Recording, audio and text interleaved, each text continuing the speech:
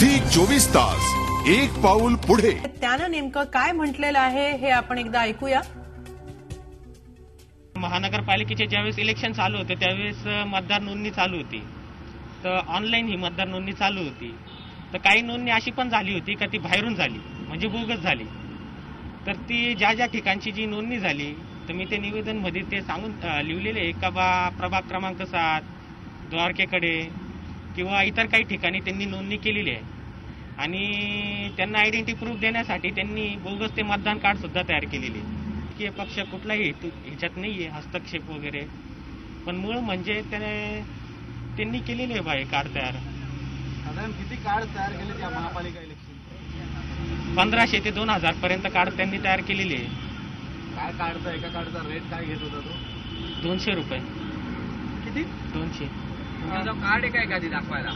नाही आता कार्ड वगैरे जे आहे बनवलेलं आता तर नाही दाखवलं। तुम्हाला असं संशय कधी आला की हे बोगस कार्ड आहे आणि याच्यावरती एक प्रत आम्ही काढलेली आहे त्याची, ते बघा ते त्यांच्या हातात।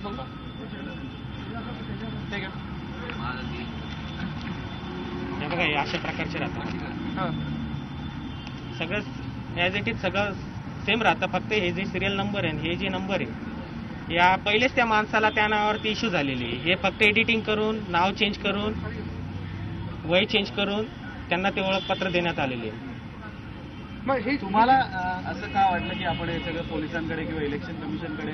आज जर मी हे नाही सांगितलं तर दरवर्षी नोंदणीमध्ये हा घोटाळा होईल, दरवर्षी असेच फोटो आयडेंटिटी कार्ड तयार होईल। निवडणूक आयोगाला पण समजायला पाहिजे का त्यांच्या पण काही चुक्या राहतात का बा, ते सलग्न अशी एक रेस ओढता पण त्याच्यात एक अशी एक ती हाताने पुसलेली एक रेष बांधून देता का त्याच्यात ते निघण्यासारखी जागा राहते। त्याच्यात हे असे अतिशय इन्फोटेक वगैरे कंपनी असे घोटाळे करते। या तरुणानं ही माहिती उघड केलेली आहे, प्रतच त्यांना ती समोर दाखवलेली आहे की कशा पद्धतीनं हे बोगस वोटिंग कार्ड तयार करण्यात आलेलं आहे। मात्र या कंपनीतल्या इतर काही जणांबद्दलची माहिती त्यानं निवडणूक आयोगाकडे दिलेली आहे का देवेंद्र?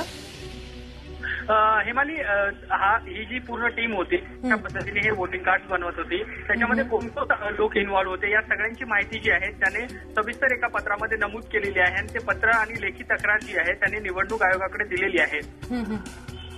त्याने निवडणूक आयोगाकडे तक्रार दिलेली आहे, मात्र आता यापुढे निवडणूक आयोगाकडून कशा पद्धतीने हालचाली होणार आहेत याबद्दल काही निवडणूक आयोगाकडून स्पष्टीकरण देण्यात आलेलं आहे का?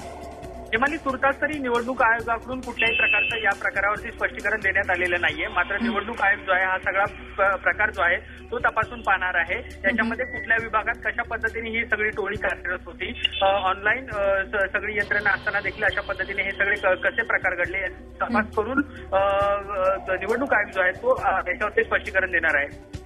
नक्कीच निवडणूक आयोग स्पष्टीकरण देणार आहे, मात्र निश्चितच एक धक्कादायक बातमी आहे। दबावात काम करत असल्याचा या तरुणानं दावा केलेला आहे। देवेंद्र, आपण दिलेल्या या माहितीबद्दल धन्यवाद। दरम्यान नाशिकमधली अतिशय धक्कादायक अशी बातमी आहे। झी24 तास एक पाऊल पुढे।